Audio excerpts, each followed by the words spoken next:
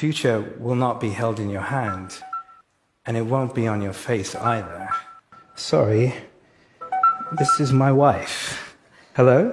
Hey babe, are you with Ted? Yeah, I'm on the red circle right now, actually. Oh, great. Good luck, and don't forget to mention me.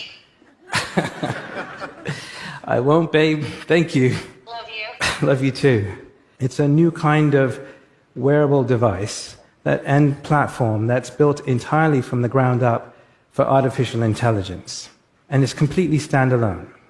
You don't need a smartphone or any other device to pair with it. In fact, I'm wearing one right now. And it interacts with the world the way you interact with the world, hearing what you hear, seeing what you see. We like to say that the experience is screenless, seamless, and sensing. Say you're health conscious, or you have certain types of food considerations. Picked up one of these chocolates. Can I eat this?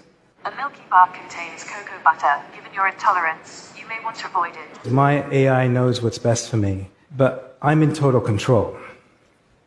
I'm going to eat it anyway. Enjoy it. These examples are just the start.